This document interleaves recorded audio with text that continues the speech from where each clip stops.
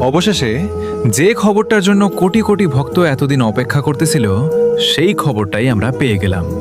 Neymar আবার ফিরতেছে, আবার হলুদ জার্সি গায়ে মাঠে নামবে।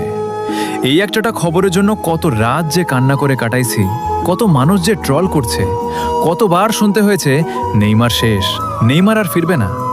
তবুও আমরা বিশ্বাস হারাইনি, কারণ আমরা জানতাম নেইমার শুধু একজন প্লেয়ার না, সে ব্রাজিলের হৃদয়।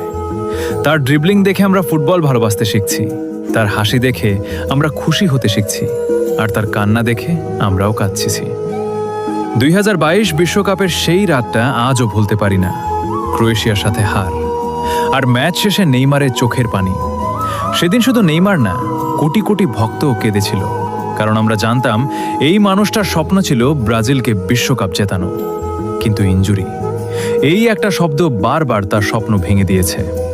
তবুও সে হার মানেনি, আবার ফিরে আসছে, আবার লড়াই করতে আসছে। আজ মনে হচ্ছে কষ্টের দিনগুলো একটু হলেও শেষ হইতেছে। এখন আর বিশ্বকাপের কথা না, এখন শুধু একটা আনন্দ, আমাদের বস আবার ফিরতেছে। হয়তো আবার সেই পুরনো জাদু দেখব, হয়তো আবার পুরো স্টেডিয়াম তার নামে চিৎকার করবে। 2026 বিশ্বকাপ, আমরা আসতেছি।